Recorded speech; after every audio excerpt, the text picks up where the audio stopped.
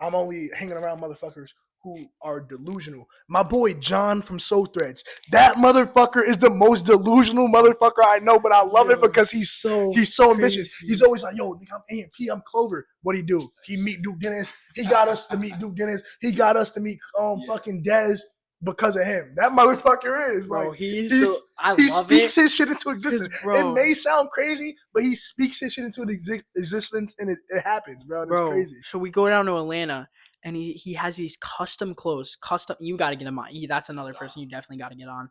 And he has these custom clothes for all of AMP, for Kai, Tylil, Dez, Punga, everyone. And they all mean something. So it's a jacket, and inside it had some meaning. Like it had Duke Dennis's friend who passed away. It had Kai's mom, and just like bro, he was like, yeah, no, I'm gonna give those clothes to all of them, even though like it's somehow they're gonna get it. Like they're gonna get it. I'm like, all right, and all right. I was like, all right, like don't expect it because sometimes I think that way and I shouldn't. But they said, no, they're gonna have it. Dez comes over. He's like, yo, I really fuck with these. And he's like, yo, Dez, can you take these home? Dez takes a whole box home for him, knowing that, I mean, most of them probably have it. I know Tylil definitely has it. Everyone in Clover definitely has it. Kai's gonna get his hands on it soon. Like it's just crazy. Like he literally speaks that shit into existence. And it happens. I love it. Dude, one thing I'm realizing is, and by the way, I wrote down Selly paper. I wrote down John. You can show me their profiles after, Absolutely. so I can know who's who. But one thing I realized, bro, is most people in life are projecting, right? So if they don't think they can do it, they don't think you can do it. So when people say, "Oh, you're not," be more realistic. You know how many times I fucking heard "be more realistic"? I kind of got triggered when you said it because it's like. But one thing I had to realize is it's personal, but it's not personal because they don't think they could do it, so therefore they don't think you could do it. Exactly. You know what I mean? They're projecting that onto you, which is why you got to hang around. I like what I'm hearing about John already, like, because that's the type of confidence you have to have. Like earlier, I said, and I'm not lying, bro, whether y'all believe it or not. Like I said, 6 months from now, I believe y'all could be in fucking Miami doing whatever it is y'all think, right? Because that's the type of confidence I like to walk with, right? Exactly. So I believe that another man or men can walk with that confidence, but Yeah. people don't walk with that confidence in themselves, It's sad. It's sad. Crazy. If y'all want to say something, you can say something, or I can just ask the next question. No. So I saw that you gave your life to Christ, right? Yes. I saw you got baptized. Yeah. Tell me about that. What was that like? Getting baptized. I didn't grow up like religious. Like it was there, but I wasn't forced to be Christian. I wasn't forced to tap into being religious or anything. And really, ARod knows. Like I had the worst. 2025 was just like the worst year of my life. I got put through the absolute ringer, and I was struggling mentally. I genuinely didn't want to be here, and I sat down. I talked to him about all my feelings, and I was just like, this weight on my chest. I can't. So the fact that I started reading the Bible, I started tapping into my faith, and I just felt like it was like a breath of fresh air. I got the weight that lifted off of my shoulder, the anxiety. I'm way less anxious than I used to be, especially about certain things. So then I was just like, I want to be reborn. I want to be baptized, and that's what happened. And obviously, when you're baptized, it's not a snap your finger and you're perfect. I still sin. I'm still imperfect, but it happens. But I'm still thriving to be a better person and give my faith and be on fire for my God. And it's crazy because like my story, I can kind of get down to my story because I went to a Christian school, so like you're force fed. CBA. Yes, you're like, unfortunately, like if you're not really have that belief, because I grew up in a family that didn't have that belief, like that was crazy. So like I didn't really have that fire for God. So like obviously I had there's a God, but I just live my daily life, and then you're force fed, like you don't understand what they're saying, and then I didn't really care. I got out of high school. I was riding a dirt bike like in the streets of Schenectady with my boys. I hit a the wire on a power line, and I had a seizure. I could have died. And that day I was like, okay, something kept me here. I'm gonna open up the Bible. So I started opening up the Bible. Didn't really understand it, but like I do have to say, like I'm still learning. Let me cut in. What shoes did you have on?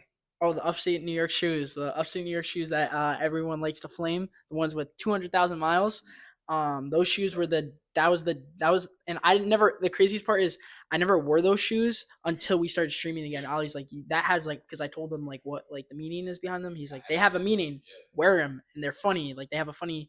So I started wearing those, but just knowing that day like I could have died. I'm like all right, something's keeping me here, so I'm gonna try to get closer to God. And I got my fire with God like last year or the year before was really crazy. I do have to say like I'm open about it. I do like time with God or try to do it every Sunday with my viewers and stuff like that. But it's crazy because like end of the year, I kind of lost it. I lost my spark a little bit, and I'm still trying to find it because we're not all perfect. I'm not trying to become lukewarm. I want to become a person who's really strong with God and show people that you can do it. Even with those low times, you just gotta trust Him because, bro, like we've gone through so many lows. Like we've gone through some lows this summer. Even though you see these highs, we've been at some low points. Knowing that I remember after the Jadon stream, my car broke down and we're like, how the fuck are we get home? All right, train. I didn't pick the train till 10. So we're sitting in the streets of New York City, barely any money. And we're like, all right, we just gotta thug it out and shit like that, bro. We've My had so best many friend got into a motorcycle accident right after that stream. Had to be there for him for like 2 months. almost died. So like just like a lot of jabs thrown at us this whole year. And also I told him, which I'm starting to appreciate the outside life because I dedicate a lot of time to being on camera. And I was telling ARod, I'm just like, I love being in front of camera. Like this is amazing. I love it. But like when I'm off camera, it's just like the reality of just like all this real life shit hits me. So that's what I was dealing with, all that heavy weight. But now I'm starting to when I tapped in with God and my faith, I started to appreciate that more. I feel like we also started appreciating because like we would just like during the summer when we're not streaming, we just go on drives up to Thatcher Park, think about life, think about our future, and just vibe and just Like like we spent a lot of time together off camera, like locking in. yeah, bro. Like we'll just talk about life. Like that's how I know he's my brother because like we'll be sitting. I remember at Thatcher Park one time and we're just like, yo, how are we gonna do this? Let's just keep grinding. We got this and just like getting deep, talking about God, talking about like a lot of friendships you don't understand. Like you can't really talk about God because that's just how men are. But like I think you should be able to have a circle, which our circle we can talk about God. Another Absolutely. thing is crazy. Our connection. The reason why we're so connected. Our drive back from New York City. Oh I play yeah. this one song. It's like a more girlish song. And he's like, I was like, I'm about to turn it off. I'm rushing to the phone because like you don't play that around the bros. You don't play that type of shit around the bros. Uh, Was it the Tuesday one? yeah, the Tuesday one with Mirror or some shit like the that. one girl. It was like a really more like heartfelt song. And he's like, nah, keep this on. I'm like, wait, what?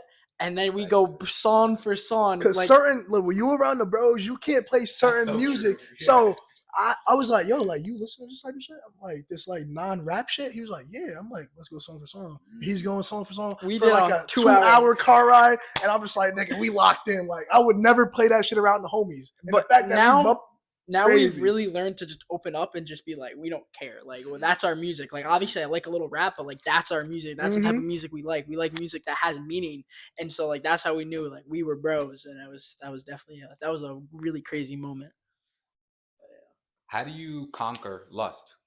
Lust to flee from it, to run from it. Temptation is strong. You can't fight that shit head on. To be honest, you can try, but to give yourself to God and to flee from it. Don't fight it head on. And yeah, I Honestly, feel like also like we don't have all the answers because we still deal with it. But I think the best way he says flee from it. And I know it's hard as like the age we're at.